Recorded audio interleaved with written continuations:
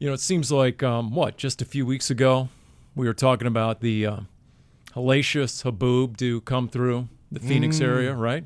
Probably because it was just a few weeks ago. I was going to say, when I got stranded at a grocery store because you told me I was good to drive. Paul, it was in sync with the Thursday night football and the whole rivalry uniforms, and the sandstorm, the dust storm got recreated in the stadium. Are we on too short notice for stadium operations to maybe recreate a microburst? I didn't even know what that was before Monday.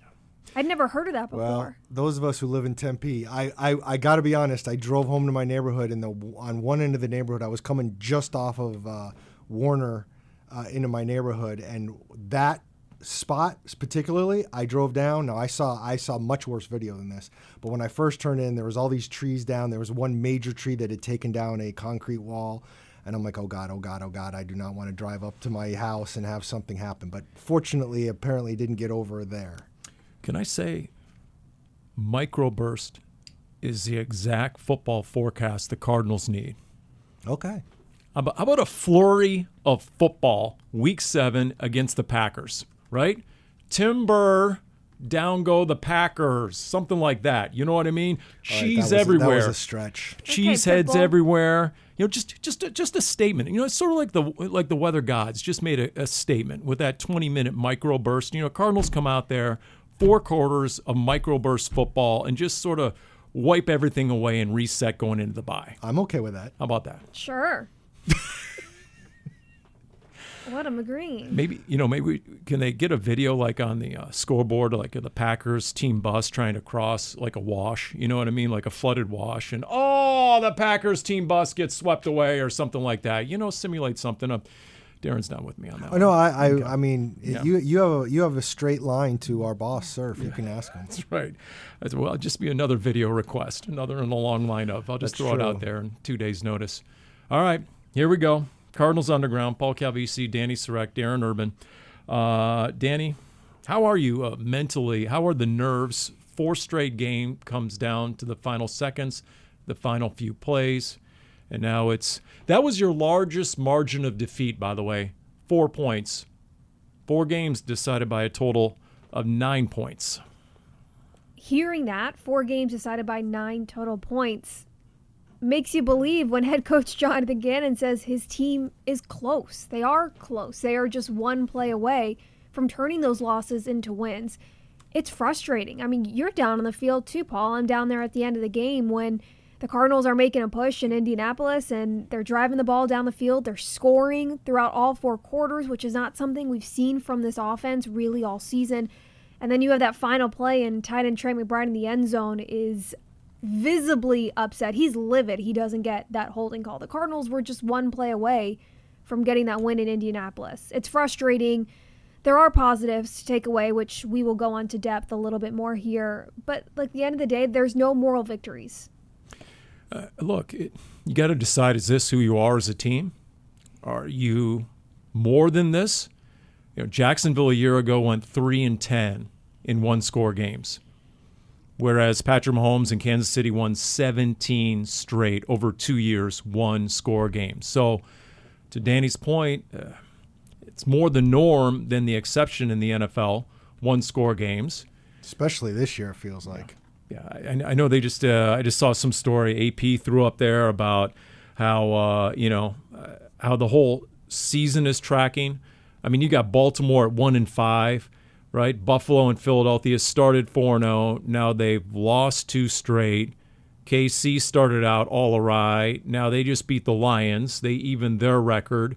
So it's just a reminder that in the NFL, a season can be more than one season. Not to go all polypontificate, if you will, here, okay? But it can be more than one season in a single season, meaning you start out as one team, you become another sort of team. Maybe by the end of the year, you've evolved and morphed into a different iteration, sometimes because of injury. I mean, are the Cardinals the same offense minus James Conner? Are they the same run game? Do they have the same mentality, the same DNA minus James Conner and then Trey Benson? No, they don't have the same run game efficiency, but they're not going to get any sympathy from anyone else. I mean, look at the Niners. You stinking lost Fred Warner on top of everyone else. So you It's one season, but within that season, you can be a different team at different times for different reasons. That's almost the beauty of it. To be 2-4 right now, if the Cardinals beat the Packers 3-4, not where you ideally want to be going into the bye week, but then you're just one game back from 500, and you can still turn things around and make a push late in the season. Yeah, I mean, whenever I've talked to Rabbit Taylor Demerson the last couple of weeks, and he specifically keeps harping on how that they have a lot of football in front of them, and normally that's a cliche, but in the league that we're talking about right now, I mean, so many of these teams that had hot starts are no longer there. If I took all the records off the table and I did a power ranking right now, I would probably put the Chiefs number 1 in the league right now. They're getting Rashee Rice back, and they've beaten a couple of good teams, and they're starting to look like the Chiefs. So, like, things can change. Now, does that mean this team is all of a sudden going to start winning one-score games that it hasn't? I'm not willing to say that because they've got to prove it, but they know they have to prove it. But at the same time, like, can you see a 9-8 team making the playoffs this year? I think you can with the way the league is going, and if that's true, then you do is a lot of football left. And it's going to be fascinating to see kind of how this plays out and what this game looks like. And I do feel like it feels like this Packers game, the Colts game was huge. It would have been a big deal to be 3-3. But if you can somehow get a win and be 3-4 going into your bye, things change. And I'm not saying that that's going to be a guarantee. The Packers are a good team, all that stuff, but I'm not putting anything past anyone anymore. And we can talk all we want about quarterback, and we will, but if you don't figure out, find a way to finish, doesn't matter who the quarterback is. And so I know this is the question of the season so far, but anybody care to define the formula for finishing? What is missing? If the players and coaches know, they're not sharing it with us media types. So I'll put the question to you guys. What is the formula for finishing? It's funny you bring that up about, like, if the coaches and players know, they're not sharing. If the coaches and players knew, they would fix it. They'd be winning. I've never understood. Somebody asked me a very general question about, like, okay, enough. You've been around this. I'm not looking for opinion. I'm just looking for facts. What would it take for Gannon to make this a winning franchise? I'm like, well, Jonathan Gannon's not sitting up in his office ignoring that question. Monty Ossenford is trying to make it a winning franchise. The players are trying to do it. That doesn't – it's like anything else in the world. I mean, first of all, unlike most jobs, I think – this is my opinion on this, but unlike most jobs, their job has so many more variables in it because other people's jobs are to mess with their job when it comes to games. Like when you do a job, when the mailman goes and does his job, when whatever, like you have almost full control over your job to do it right. Whereas they can do, we hear the cliche all the time, control what you can control. But the problem is their job, most of it is out of their control. You can do certain things, but like as we've all seen before, the cliche, well, the other guy gets paid too. Like you could run a perfect play and it still could get effed up. So I guess winding this all the way back, like it's not like they're not trying to win. And I absolutely get the frustration. I get the frustration, but take the Trey McBride play. You guys were down on the field. I was down in the tunnel, like literally in the corner, and I'm not down on the field nearly as much as I used to be, but I was down in that corner, and I saw it. It was coming right at me, and my first thought is, oh, they get a flag, and then they didn't. And it's the NBA. If it was the second quarter, they're going to swallow the whistle at the very end. It's going to have to be really blatant. And I will say this, and I'm not putting a blame on anybody. If Brissett's pass is closer, they might throw that flag. But unfortunately, Jacoby's throw was way wide. I'm not even so sure if Trey McBride hadn't been grabbed, he was getting to it. So all these things play into it. And look, they're trying to win. I know that doesn't make anybody feel better or feel better about what they've spent or all that stuff. And I'm cool with everybody being frustrated. But this, again, and I've had this happen many times in my 25 years when things aren't going well, this idea that the players and coaches aren't trying to win because of whatever, I never understood. It truly comes down to execution. Offensively, that's what you need going down the stretch. And defensively, you can't get worn out. You cannot allow fatigue to get in the way of technique and execution.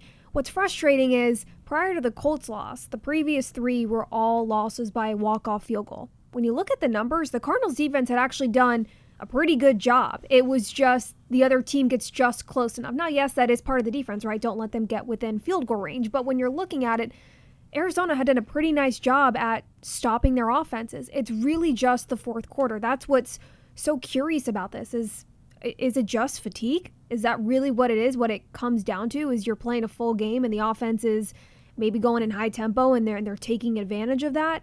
If this team and the coaching staff had one solution, had one, really obvious answer, they'd be winning games. But see, that's when you say, is it fatigue? Like, to me, if it was fatigue, I think they would have figured that out and they would have tried to do something about it. I don't think it's fatigue per se. Obviously, there's multiple things going in, but...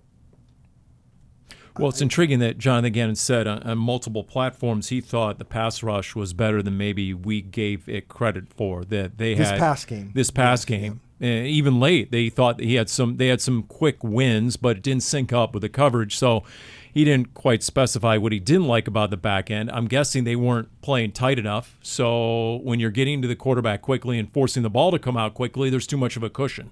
Yeah. And so they're able to complete it. Which I'm sure there's some fans out there going, too much of a cushion. Yeah. We've been saying that for a month. But Calais Campbell did play a season high in snap percentage. Dante Stills, Baron Browning all played season highs in snap percentage. So is some of the attrition along the defensive line coming into play when you Anthony Goodlow and PJ Mustipher and Zach Carter are now part. I mean, is that where the injuries are showing up? Okay, but see, here's where the key to me comes in, because I saw season high percentage for Calais Campbell. I'm like, ooh, uh-oh. But then I looked at the snaps, and it was 33. So they just didn't have a lot of defensive snaps. He still played right in that 30 to 35 range that he's supposed to. So they played few enough snaps defensively. I don't know how fatigue would play into it. It's vexing when you only got Indianapolis into a single third down in their last two possessions. So it's one of the ways they only played so many snaps. I mean, we were semi-joking, that NFL Network and Angry Runs, they have the scepter. If you gave us the magic football wand to go ahead and fix things, I was talking to Craig Grillo about this. My to-do list, off the top, 1 would be finish, 2 would be offensive line. Now, you had the 5 out there you always wanted to have out there. Ever since week 1 of last year at Buffalo, you finally had those 5 out there. Now can you get them in sync and get them playing like they were to begin last season? Number 3, I would say probably pass rush in that fourth quarter, affect the quarterback when it matters most. That would put probably where I'd put my to-do list. It just seems like the one constant in these fourth quarters where teams are driving down the field is the quarterback is not being hit and harassed enough. You're not using the magic fix wand for field goal block? Didn't we already talk about this? We did. That's right. So I'm bringing this back. Okay. And then run game. That's right. This all started on early bird. Yes, it but did. Since that was 5:30 in the morning on Sunday, you know what? I don't feel bad about bringing it back. I had some coffee. Okay. Number 4, run game. I would say, and then number 5, I would put quarterback in there and the downfield passing. And you guys look like you're in need of a hot take. You guys ready? Always. 400 yards of total offense, 320 yards through the air by Jacoby Brissett. Do you think there was a correlation, a cause and effect, that once Marvin Harrison Jr. went out of the game, you no longer felt the need or the urgency to target wide receiver 1? And now all of a sudden the pass game was pure. It was organic. No antioxidants. You know what I mean? It's just there. It's just you're seeing wherever the progression and the read takes you, that receiver's getting the target. I don't care what number they're wearing. I don't love the hot take, Paul. Haven't we spent the last couple of weeks saying, why are we not getting Marvin Harrison Jr. more involved? Why is he not more consistently getting the ball thrown his way outside of the first or the second quarter? You can't have it both ways. That's just reality. Well, that's sort of my point. I'm reverse engineering it. That the need. Reverse engineering or just reversing course? I think you're looking for. I think you're reversing looking my for stance, correlation. reversing my opinion.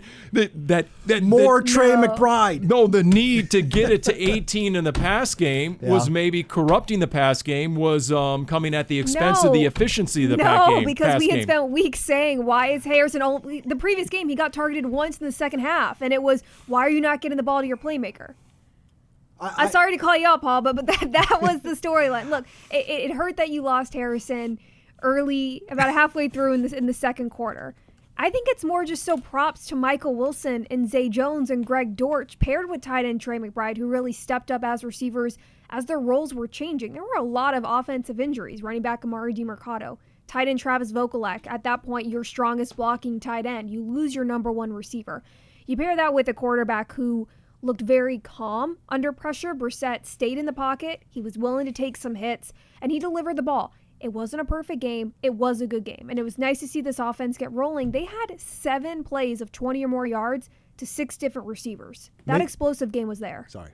That bolsters my point, by the way, doesn't it, Darren? 6 different receivers. So freaking hard to get 20+ yards apiece, organic. Yeah, anyway, go ahead. Maybe you just need more cowbell. Like Zay Jones said. I'm going to get off the mic so you can go. Here we go. Look, it's funny that you bring that up, Paul, in terms of like the Harrison to the other receivers thing.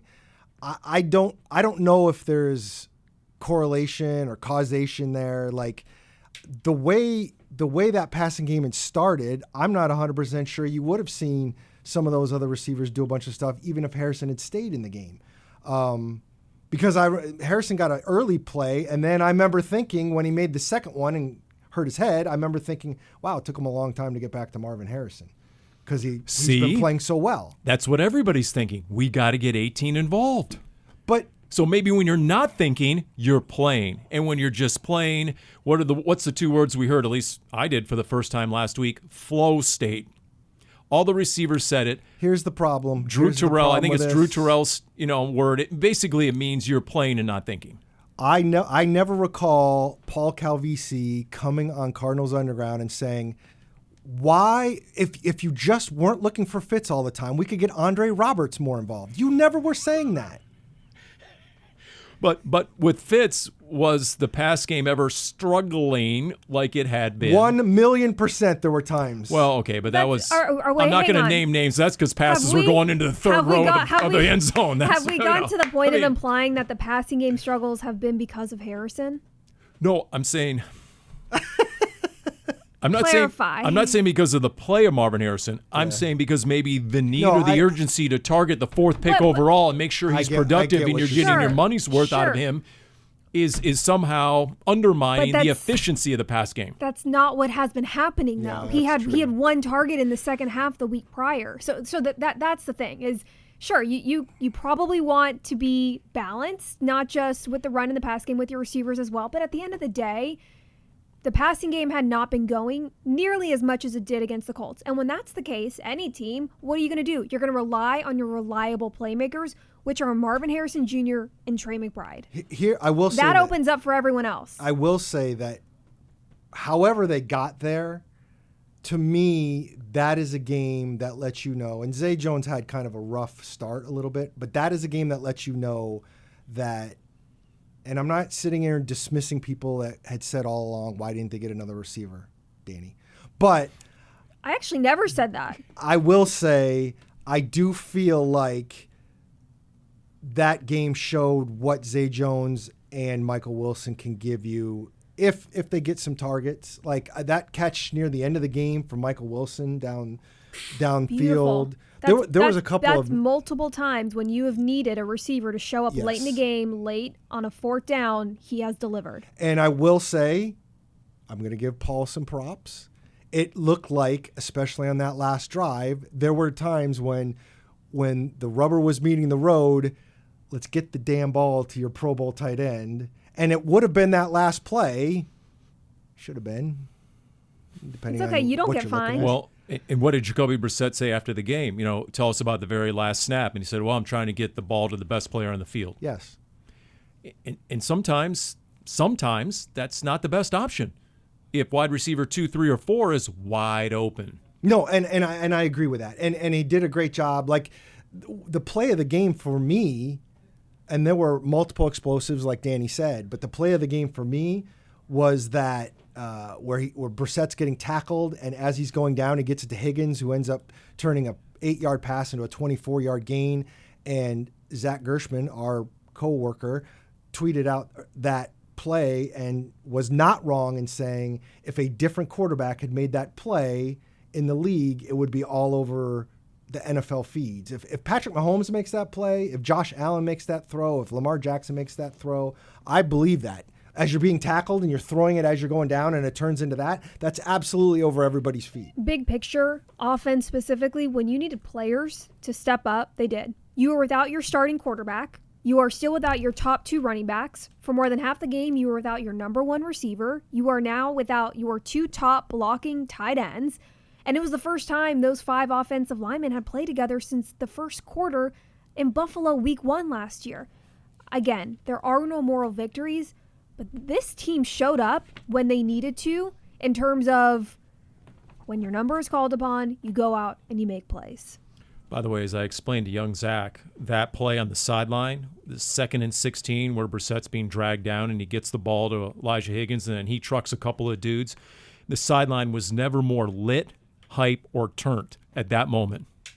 Yeah, well, unfortunately for Zach Gershman, I mentioned the cowbell earlier. He had no idea of that. Classic skill. And which was what was bad about it is I went and then canvassed some other youngs, Tanner and Maggie in the media relations department, and they not only knew it, but like they had seen this. They knew everything about it. So Zach is just maybe he was just sheltered. So that's on Zach. Okay, that's good. Just want to know. You're using some words. Yeah. Are you culturing us today, Paul? Well, with the use of lit and turnt? We can always get better. In fact, let's get cultured.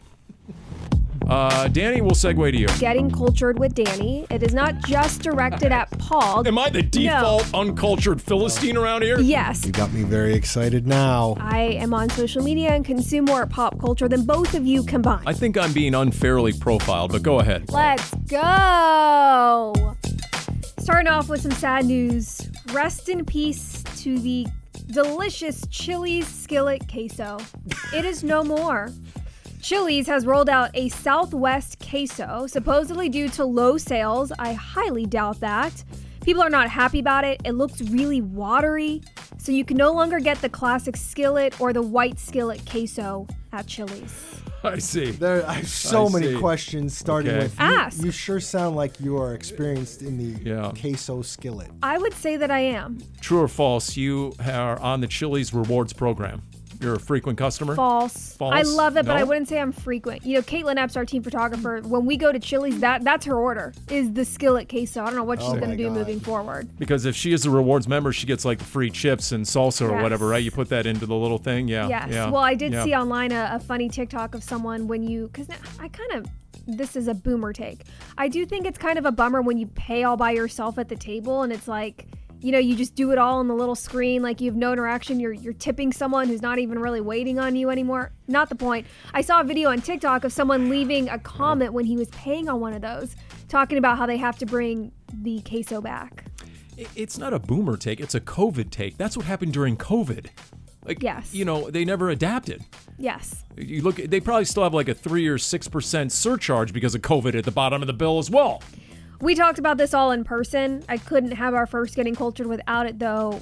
True rest in peace to Diane Keaton, who passed away last weekend at the age of 79. Annie Hall, classic. Absolute classic. Father of the Bride, I think, is probably the first movie I saw with her as a kid. No, she was phenomenal, no doubt. Yes. And last but not least, we are once again moving on to the Bay Area, Half Moon Bay, Paul. Jeez, Pumpkins, Paul. Halloween. It's the Halloween epicenter of the world. Yes. Did you take a peek at my paper? Well, everybody knows Half Moon Bay and pumpkins. Okay, well, Half Moon Bay does have an annual pumpkin weighing contest. Did you see how much the jack-o'-lantern winner weighed this year? All right, let me guess here. It's not 1995. Paul. I'm coming off I'm going to say half a ton. I'll guess 1,118 pounds. Way low. The winner weighed 2,346 pounds. Wow. The winner was the runner-up last year, so bravo to him. He's an engineer, a big-time gardener in his free time, so he says it took precise sunlight and watering. He took home $20,000. Wow. That's a lot of fertilizer. How much did he have to spend to get it to the place? That's a good question. Do they test for PEDs in pumpkin growing? How on earth do you grow honestly, a pumpkin to be more than 2,000 pounds? You know, what was in the fertilizer? That's what I want to know. Something nuclear? Classic what's Bay going Area. on? You've been cultured. You're welcome. Really? Okay. Wait a minute. Did we just get slandered somehow? Did the NorCal get Not slandered? Just you.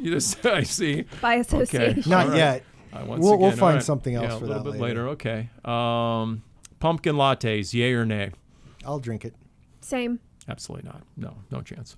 Okay, where are we here? Defense. Okay. PEDs. The D in PED stands for defense. That's my segue. Didn't work. Doesn't matter. Well, that's a scary segue. I'll Maybe own we it. need to Okay. cancel all that out. Let's All right. start again. So the first 3 quarters, as I ignore that as well, the first 3 quarters, you're number 2 in defensive efficiency, whatever analytic that is that's out there. And then in the last quarter, you're second to last. Somebody please help me understand, explain, diagnose, because you've got a Green Bay team coming in that put on an offensive display last year at Lambeau. They got up 24-0 in that game. Cardinals then made it a game 24-13. That was also the game where you had 13 penalties. Remember when the Cardinals were the least penalized team in the league? And then the very next game, 13 flags. Fishy, not just Dani's Barvin finish Harrison last also year left with a concussion that game. Yes, in the picks, but it was sort of like, wait a minute. Did the officials actually come in trying to make a statement? Oh, we've got your least penalized team in the league right here. 13 flags later. Guess what? Cardinals had a loss at Lambeau. I think we're just past the point of conspiracy theories for the 2024 season. He's never. Oh, never. past No, any you can point. always bring it up again. He's got conspiracy theories for like the 2002 season. So you get Matt LaFleur coming in. Guess what? He's got a run game in Josh Jacobs. He's got an experienced mobile quarterback in Jordan Love, who had 4 touchdown passes against the Cardinals last year at home. Now they're coming into the AZ. They've also added speed with Matthew Golden coming off his best game as a rookie, Mr. 4.29, first-round pick out of Texas. Tucker Kraft. Yes, they've got their own 85 at tight end. So, and I think Tucker Kraft, I don't have it in front of me, has the second most touchdown receptions since the beginning of last year, second only to Mark Andrews. He's been good, yeah. Although, okay, the first drive, terrible against Tyler Warren. But I didn't think Tyler Warren really was a big A huge thing drop after off that in first. how Yep. Tyler Warren was used for the Colts offense from first half to the second half. I'll say that defensively, again, the coaches aren't announcing anything. You mentioned Gannon had talked about how he thought the pass rush was pretty good against the Colts, but it wasn't married up with the back end. There were a couple things that I don't think the defense can miss chances, like the ball that was right in Budda Baker's hands that he didn't pick off. If you just get one of these games where they lost on a field goal and get that stop when you needed it. I know it's popped up a bunch of times about the punts that the Cardinals aren't forcing in the fourth quarter, but our Craig Grilu looked something up. And again, I'm not dismissing the fact that the Cardinals defense needs to play better in the fourth quarter. They do, but it's not like every possession in the fourth quarter has gone for a score. There's been a couple of interceptions the Cardinals have had, the couple times they've forced turnovers on downs. There's been a missed field goal. The Cardinals got a safety. So, on some of those possessions, they have gotten stops. It's just not enough, and it's not at the right time. And again, we wouldn't be talking nearly about this if they had gotten maybe that last stop in San Francisco or been able to go to overtime against Seattle. And again, horseshoes and hand grenades and being close and all that. But still, it's like... Is this who you are as a defense? Again, it's off to the full circle. I mean, you can have more than one season within a season. So this is how you started the season as a defense.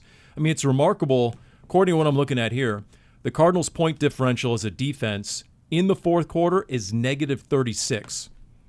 You're talking about a top 5 scoring defense most of this year. So the first 3 quarters versus the fourth quarter, it's radically different. Why? Is it tempo? Is it now? New Orleans used a lot of tempo the entirety of the game. Is it other teams getting into tempo in the fourth quarter and you struggle with that per se? I don't know, but I'm guessing starting as soon as possible, but really being accentuated in the bye week, you're going to do a lot of self-scouting if you're Nick Rawls and that defensive staff during the bye as to what's going on in the fourth quarter. Cardinals were also without some of their defensive linemen that they could have used. Running back Jonathan Taylor is one of the best in the leagues, but he is the best in terms of forcing missed tackles and yards after those forced missed tackles. You are without Bilal Nichols. He didn't play for personal reasons. Rookie defensive lineman Walter Nolan III remains on PUP. He wasn't available. Darius Robinson didn't play because he's got a chest injury. Justin Jones hasn't made his return. This defense has done a nice job throughout the season. Those are the moments, though, where you really miss some of those players that you were expecting to be able to rely on and partially built your team around. I agree, but I will say that, again, like, if it was big picture and this defense was getting run over regularly, I would have more. The issue that the Cardinals have now is because they played all these close games. To me, it's not necessarily the overall what you're doing. It's the ability to come up with that one stop when you need it. Against the Colts, that really kind of resonated with me is the offense, which you want to have more consistency, had that consistency. And they gave them the lead twice in the fourth quarter, correct? If I recall, or at least once late in the third quarter and then early in the fourth. You entered the fourth quarter up 24-17. Okay, and so... And then you went up 27-24. Yep. So like twice you had the lead, and you want to give your offense, who was playing pretty well, a chance to build on that lead. And both times the defense allowed points to put the Cardinals back in a position where they had to score. It would have been nice to get at least one of those stops and see if the offense could then balloon the lead more, so that maybe you had a little bit more elbow room as a defense to not. It's not tit for tat. It's not just pointing fingers. Same can be true for the offense. Linebacker Mack Wilson Sr. had a very athletic interception, and the Cardinals offense drives it down, and it's a red zone interception for Brissett on that following drive. You have to put points on the board from a forced turnover from the defense. It's funny you bring that up, because the first thing I think of is there are people that are still angry about when Jonathan Gannon said about the Amari DiMercato drop against the Titans, that one play doesn't change the game like that, or doesn't lose the game. Right. Not change the game, because it did change the game, but doesn't lose the game. And that's the thing. If you're going to play one-score games, I 100% agree with that. One play doesn't lose the game, because of what you just said. Like, there are so many things that go into it. Now, there are plays that can change a game, but even like the Brissett interception happened so early, and again, they took the lead a couple times late. Like, that was, to me, that's washed away by then. And, and the Colts could have been doing the same thing. If the Cardinals had gone down and made that completion to McBride to score the touchdown, their whole narrative this whole week was, man, our defense couldn't get one freaking stop. Our offense is still playing great. We couldn't get one stop. But that's the league. Do you pull a Costanza? Do you do the opposite of what you've been doing? Do you bring zero? If you're in another tight game against Jordan Love and Matt LaFleur and the Packers, do you bring zero, one more pass rusher than they have blockers? Do you sort of change your MO and what you put on film so far? There's no doubt that Shane Steichen had some confidence to open the game. He won the toss and kept the football and then went right down the field. So whatever he scripted, he had a lot of confidence in. And guess what? It was warranted because they hit the end zone. True, but I will say also, I think that helped the Cardinals, because I think getting the ball to start the second half and driving for their own touchdown changed how they felt about things. It was really the key good. was they adjusted defensively too. Two Also 3 and true. outs, and then the pick, like Dani cited. I mean, I think, not to like jump the side of the ball, but it's interesting, and that's why the quarterback thing has been brought up, because we are talking about how the offense was successful as opposed to the defense, and it's interesting. Not that we're going to spend a lot of time on it, but obviously Jonathan Gannon has made clear that when Kyler Murray is healthy, he's going to be the quarterback. And the question then becomes this week, is he going to be healthy enough? I mean, when you're talking about, it was reported that it was something like a Liz Frank's injury, which the times that I've been around those have been fairly long-term. So I'm very curious to see not only if he's going to be available this week, but what it looks like going into Dallas after the bye. two things can be true. Jacoby Brissett had a good game. Cardinals offense had a good game. Kyler Murray is still going to be the starting quarterback when he's healthy. Kyler Murray is still the franchise quarterback. There's a reason that after 10 years in the league, Brissett is the backup quarterback and Murray's the starter. And if you look at the stats and you compare them, Murray's the better quarterback. Doesn't mean Brissett's not a good quarterback. Doesn't mean he did not play well. Doesn't mean he's not a good fit for this Cardinals offense. It doesn't have to be a discussion every time a backup quarterback has a good game, because this is what you want. You want to have a backup quarterback that you can trust to go in and lead your team to success. And yes, the Cardinals didn't walk away with a win, but they had a lot of good things, and the quarterback played well. That's what you want in a backup quarterback. And let me throw this will be the last thing I say on it, which is basically I understand the people out there who are talking about what might happen here. And I totally get it. And let's face it, some of the conversation has not come up just now for some of these people. But there's one thing I know for sure over these last number of years, which is the starting quarterback, Kyler Murray, engenders a lot of strong feelings, both pro and con. And it just always has been, and he probably always will. And there's players like that around the league. I mean, we saw it with Kevin Durant in basketball. There's players all over in all sports and he just happens to be one of those guys. And I don't think that's ever going to change. It's also, I think, a little bit of recency bias, right? Again, not a knock on Josh Dobbs, but when Josh Dobbs was here, right, played really well at the beginning, and then things kind of fell off right before the Cardinals traded him to Minnesota. Right? Well, they're two radically different type of quarterbacks. That's also true. Two totally different skill sets. And Darren, once again, going back to early bird, what did we talk about? I don't remember. It was 5:30 in the morning, Paul. It was Carson Palmer comparison. He's 6'4", 6'5", Jacoby Brissett. He's going to hang in the pocket. The pocket's going to collapse. He's going to hang in. You're going to see the arm come out. He's going to wait to the very last minute. But do you see Baker Mayfield doing a lot of that at his size? No, and he might be the MVP of the league. So it's a different style of quarterback. And Dani, I said this on Monday with Craig Grillo. There you are at the 9-yard line, second and goal, or 2nd and 7 from the 9, 3rd and 7 from the 9, 4th and 7 from the 9. And what would have been really nice? To have a quarterback who runs a 4-3. You roll him out a little bit, and then if he's one-on-one with a backer or someone, you know what? He gone, and he takes off to the pylon, and there's your game-winning touchdown. Darren, why don't you share your question for offensive coordinator Drew Petzing at his press conference Tuesday?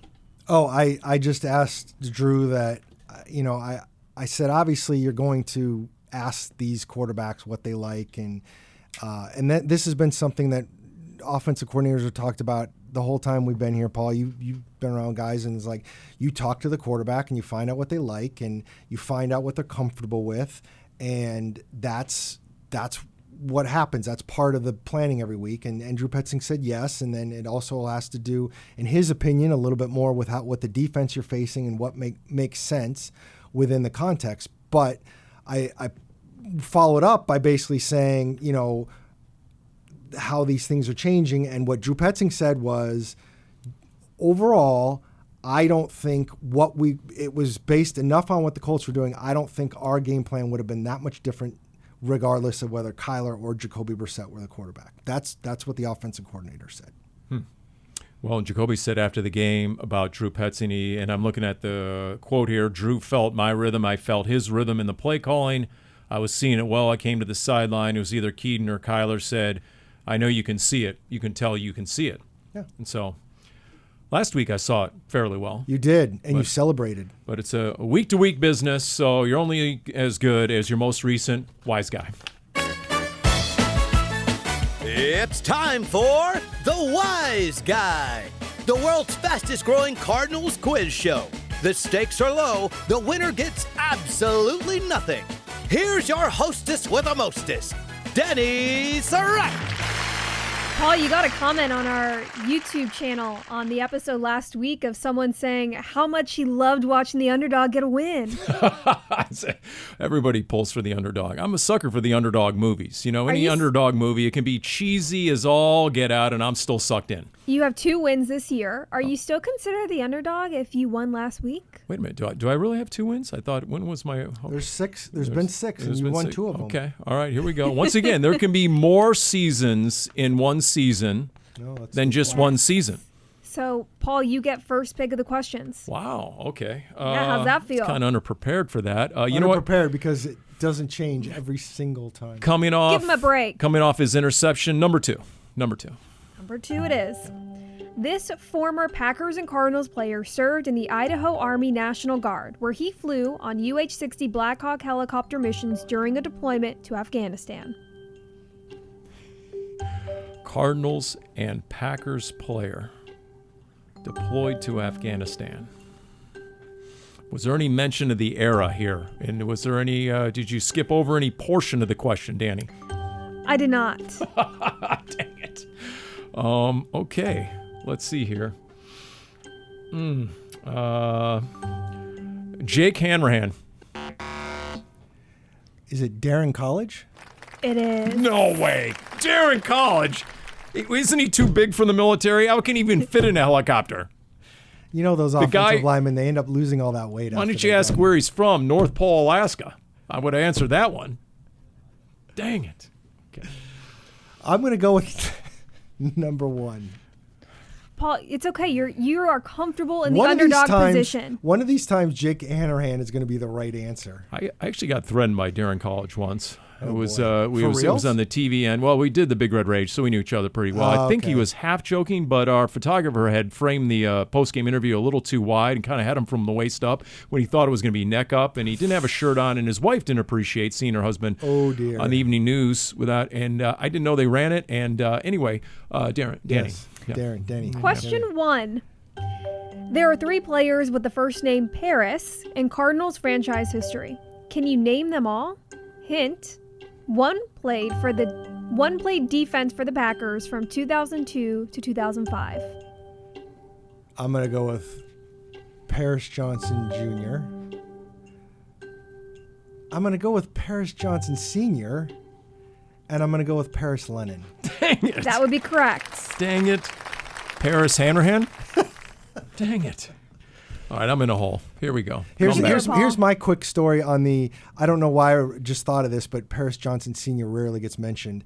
I saved the newspaper from when my firstborn was born that day, and the main story in the East Valley Tribune, the paper that I worked for at the time, was a giant feature on Paris Johnson Sr. So I have this fantastic story about Paris Johnson Sr. and my keepsakes. Paul, no pressure. You need a correct answer and a steal. You want question 3 or 4? Obviously, no pressure. Obviously 3. Here we go. Okay. My pen is out. I'm ready. Okay. Here we go. This former player spent just 1 season each with the Cardinals and Packers. He was the son of a Cardinals star from the 1970s and made a pivotal play in the final game of the 1998 season against the Chargers, helping Arizona secure a spot in the playoffs. I was at that game. I was on the sideline. They carried the goalpost off. I know it's his question, but could you repeat that one more time? Please. Anything to buy time. Thank you, Darren. This former player spent just 1 season each with the Cardinals and Packers. He was the son of a Cardinals star from the 1970s and made a pivotal play in the final game of the 1998 season against the Chargers, helping Arizona secure a spot in the playoffs. You better get it, Paul. Darren doesn't need to hear the rest of the question. Eric Metcalf. Correct. Okay. All you need is a seal, All right. Paul. I mean, considering I've been to 2 dinners with Wolf and Aaron. Anyway, go ahead. All right, here we go. I thought that's what it was, but I got a little confused with how long this. So it is what it is. I'm going to answer this right, and then Paul will go home sad. Wow. Ooh, Wow. Confidence. Okay. Here we go. Here we go, I Darren. better Here we get go. this right. Here we go. I'm in a 3-point stance. Lambeau Field is named after one of the Packers founders, Curly Lambeau. What significance does Lambeau hold in Cardinals history? He was a head coach. Correct. He was the Chicago Cardinals head coach from 1950 to 1951. It doesn't bring me any joy, Paul, if that makes you feel any better that Darren has won. Back in the win column. Dang. I just ran out of questions. That's all. I just ran out of questions. He didn't really win. I just didn't have an opportunity. He was driving, and he just ran out of time. I just didn't have an ample opportunity. You know, Darren didn't really stop me. The game stopped me. Self-inflicted. Yeah. It's just, the rules of the game stopped me. That's all that stopped me. All right. Well done, Darren. That was good. I'm Thank you. I appreciate it. Not sure I would have got that last one anyway. I was thinking more along the lines of Charles Bidwell bailed him out, but I guess that was the Hallis family back in the day, right? It was the Hallis family. It was the Hallis family. The Chicago Bears wouldn't exist if it wasn't for the Bidwells. That's right. That is true. Okay. By the way, Packers-Cardinals' second longest rivalry in NFL history, right? I believe that's right behind Cardinals-Bears, right? Yeah, something like to Chicago. All right. So, okay. At the end of that game in Indianapolis, Trey McBride felt like he had played 100 years. That dude, he was gassed, and he gave everything he had and then some. You want NFL history, and I might joke with Trey about this a little bit later. That should have been like his Kellen Winslow game. Speaking of tight ends, carried off at the end by teammates. That could have been Trey. Zach Gershman, you can go ahead and Google that. Kellen Winslow Sr., please Google. Do not Google Kellen Winslow Jr. Not suitable for work. No. So Trey McBride, what kind of season do you think he's having? Because obviously he's getting more attention than ever. And I think he's getting punished more than ever. Hint, hint, officials, keep an eye on what defenses are doing to him physically, please. It's funny. I know he talked last week to a few reporters. I had talked to him the week before, and he kind of said the same thing, which is he said, I don't feel like I'm reaching the level I need to. Now, I think he acknowledged that there's a lot involved, including, and he said, teams are defending me a lot differently. And I think it goes to what you were just saying, Paul, which is they know he's their best player. So they're guarding him as such.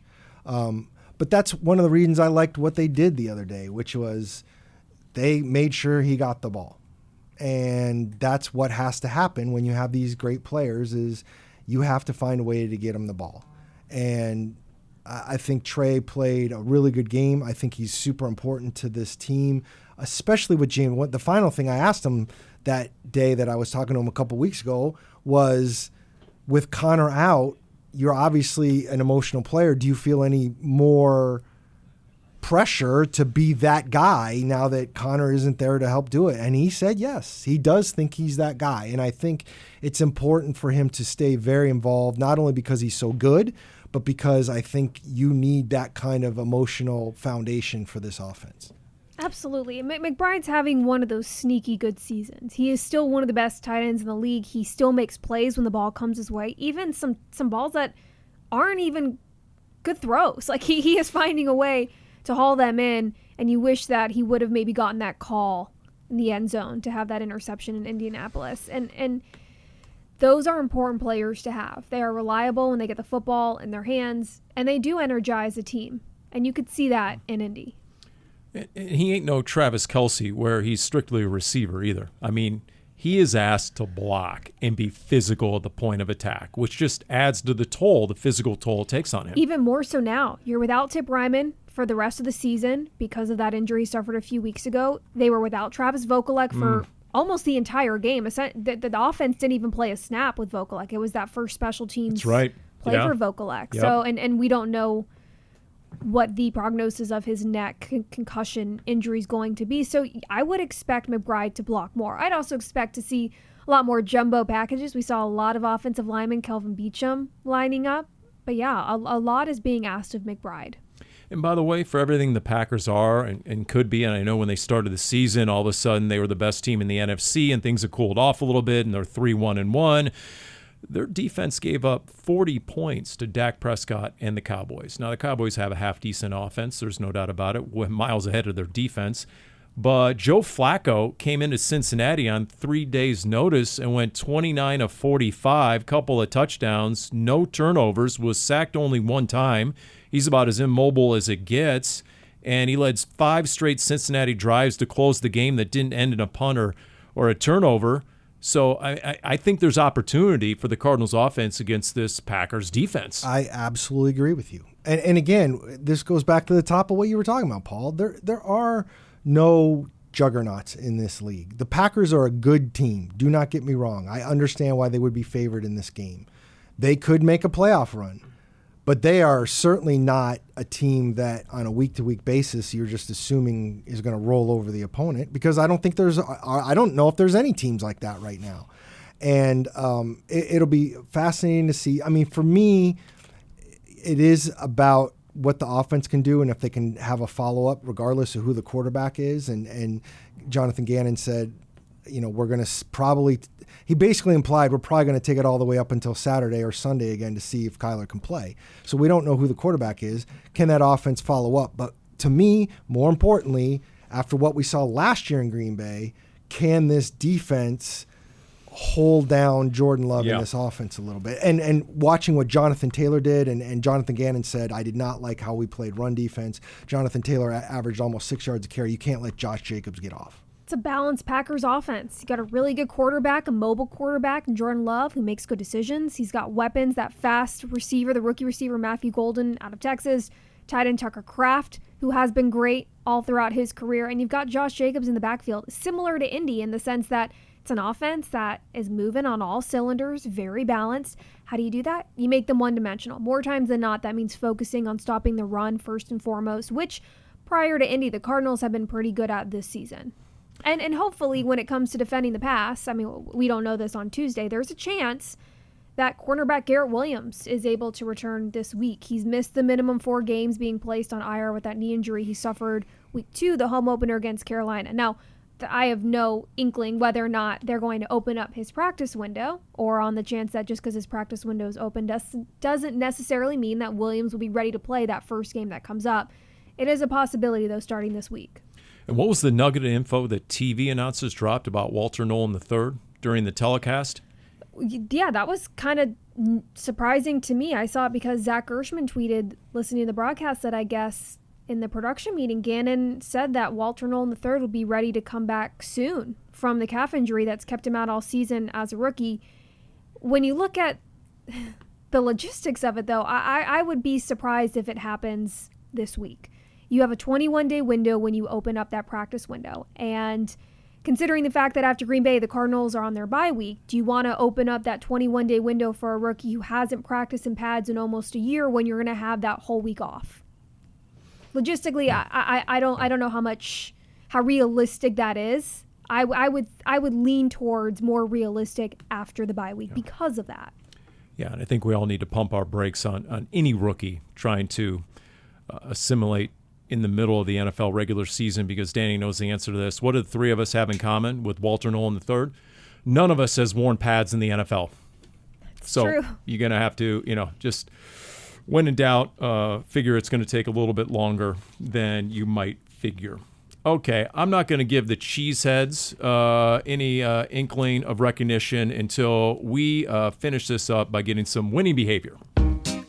I see you on the show! Can you display winning behavior? You have to consistently display winning behavior. That's winning behavior. You got to define what winning behavior is and hold people to that standard. Yes. So I look at the rundown. It's not shocking. I don't recognize a single one of these entries. Number 1, Darren's Thursday Twitter. Yeah, no idea. Would you like me to talk about that for a minute, Paul? Sure. This would be under non-winning behavior from yours truly. All right. Because I decided to wade into Twitter on Thursday night, basically saying both things can be true. We can all talk about how it would have been cool if Cam Scatterbo was a member of the Cardinals, but also it would have been malfeasance to draft a running back in the 3rd round. That didn't go well. You mean back in April, people didn't know that James Conner and Trey Benson were both going to get hurt, and that right off the bat, Cam Scatterbo was going to be a good player in the NFL? It did not go well, Dani. I'm going to leave it at that. Is there one particular regret that stands out over all the others? I will say that a certain person that I know, we'll call him Robert, immediately texted me and said, "What the hell are you doing?" And even my son, after a few replies saying, "Wow, you're getting a little feisty there, Dad." Don't read the comments, Darren. Oh, boy. Okay. Might have been a mistake, Paul. Okay. So non-winning behavior. So there's Darren on Twitter. There's Mark from Reno. Darren always complains that we never have actual winning behavior in this segment. I have winning behavior. Woohoo! Okay. In Indianapolis, we were visiting our favorite local dive bar, Loft Miller's. depend. Well, I guess Lock depends. Millers. Yeah, depends who you're talking to and how it's The pronounced. people that own it call Were it. you wearing was- the shirt? Were you guys wearing the We shirts? We were. We were wearing the shirts with our faces Qual- on it, quality, taking a drink, video. having a shot at the bar. It So was very meta of us. Do we consider that winning or non-winning behavior? That is Winning. absolutely winning behavior, but that's Okay. not what she's talking about. So there was a group of us sitting off to the side, and there was someone sitting at the bar, and he heard us talking a little bit about Arizona, and he was wearing a Pat Tillman shirt. The Pat's Tillman, Run. Pat's Run. Oh, okay. So he turns around and he's like, I heard you guys talking about Arizona. Like, are you guys here for the game? Are you Cardinals fans? We filled him in. Oh, we work for the team, and we were chatting with him, and he was lovely to talk to. He probably sat and talked with us for a good hour or so. He lived in Arizona, doesn't live here anymore, has had a season tickets for 25 years. He now lives in Reno for work, so his daughter and son-in-law use his season tickets, and he likes to travel to games. So he was going to Indianapolis. Originally, his son-in-law was going to join him, although his son-in-law and daughter had an 8-month-old baby at home. So even though it was his birthday, His daughter said, Wow. "Nope." Nope, not happening. You guys are besties. My goodness. Yes. Okay. We have a lot of But knowledge. Wow, okay. We haven't gotten to was- the winning behavior yet. He was really great. He not only bought us around, he then surprised us by paying for a whole tab, and there were probably 10 or 11 of us there. It was a big tab. Yeah, really Wow. appreciative. So Wow. I'm not sure if Mark is a loyal Cardinals Underground listener. Probably if he is, thank you, Mark. Hope you enjoyed the game. Appreciate it, Mark. Okay. Winning behavior. Is he like in the Quicksilver business in Reno? Like, Mines. Mines. See, there you go. That's what I thought. Okay. Now this one, I know Tez Johnson for the triple flip to try and outdo Cam Scattaboo This in the is end zone. fantastic. I did not realize that. The video. So he's mic'd up, and he was not only mic'd up, but he's talking after the game. And the Buccaneers put out a awesome video splicing his post-game interview with in-game. But essentially, what happened is he catches a touchdown pass. He does his flip. He starts hearing the MVP chants, and he comes to the sideline and he talks to Sterling Shepard, one of the veteran receivers who's a teammate. And he's like, "Hey man, they were chanting MVP?" And Sterling Shepard's like, "Yeah, they were chanting MVP." And he goes, "Why are they chanting MVP? I haven't done nothing this year." And Sterling Shepard looks at him and he goes, "They're chanting for Baker, Tez. Baker threw you the touchdown. That's who they're chanting for." It was fantastic. Oh my goodness. You must check out that video. Yeah. When the lack of self-awareness is at such an extreme, they were chanting it's for highly Baker. entertaining. That's good. Okay. All right. That's the only thing better than being in the silver business right now. Have you seen the price of silver? No wonder he picked up your tab. Why would you ask me that? Do you think I've seen the price of silver, Paul? She From knows what you the, know he knows about the me? price of the shrimp cocktail, but not the price of silver. 1995. Yeah, that's what Paul told me last Okay, week. so are we really? I mean, you guys. Somebody put in a story here. You know that was. I mean, who put in the That is a story? I was just full-blown- trying to give you That is a backup. 200-word I mean, paragraph. I'm not asking you. Just intro it for God's this sake. this New Orleans story is its own podcast. Long story short, Somebody was doing yard work and found something from. they found a marble tablet in their backyard that was overgrown, and it turned out to be a grave marker for a grave that was almost 2,000 years old that had been in Italy and somehow ended up in New Orleans at some point. But they found it, and so they're trying to get it back to a museum in Italy, and it's for a Roman sailor named Sextus. And I'm like, that is, first of all, I love visiting older graveyards. I think that's one of the coolest things ever, a connection to history. But stop laughing in there for freak's sake. But anyways, so I just thought that was cool. A grave I feel like marker I need from to 2,000 scoot a little years further old. away from Darren after hearing he likes to spend his So- time in graveyards. It's about So- history. So, Dani, you meet a guy in a bar and he says, "I like to hang out in older graveyards." What's your reaction? Quickly bail. That's right. Get the free drink. I just got a call. Quickly bail. Exactly. That's. I'm not sure we can come back from that comment right there. I think history is cool. That's what I'm just saying. What about our picks, Paul? Well, there's No movement this week. There's history, and then there's graveyard history. Okay, so speaking of Everybody went 8-6 in the picks. Speaking of graveyards, I thought I was buried, but I'm not. I'm only 2 back to make this all about me. I thought I was seriously under 500 this week, but we all went too. 8-6. I totally did too. Same Yeah, games. yeah. I was like, oh my God. I actually said at one point, I said, has anybody ever gone winless? I thought it was going to go winless. It only felt like we lost every game, so no, not exactly. I'm so, still knocking on the doorstep, 1 game back from Darren. is it just you, Dani, or is there any sort of, speaking of PEDs, any You're the one who admitted to using AI any 2 weeks ago. performance enhancers? You know what? This might be a good chance to end here at Cardinals Underground. No further. I'm not going to take any further questions. Beat If the I Packers. used AI, why would I use AI to go 8-6? That's true. Well, you just use AI. I mean, you don't really have any control over whether you go. You don't say AI. Make sure you make picks so I go 15-2. Well, she could. Unless that's an AI that I don't want to know about, because then No. we're in Terminator Yeah. status and Cyberdyne, and I don't want to talk about that. Darren, we're just being set up for a big finish, like last season, where she was sort of. Damn straight, Paul. Yeah, it was You sort know- of like Fitz in golf. He sandbags, and then in the back 9, boom, you lose all your money. You know how I knew that we all ended up with about the same records? Because Dani didn't pop off ahead of time saying, I've just passed you up, because I was waiting for that for like 2 days. Okay. All right. You Well, know me so well. it's a good thing this is only weekly because it's going to take a week to recover from the "I enjoy old graveyards" comment here on Cardinals Underground, brought to you by Pacific Office Automation. Is there any other kind?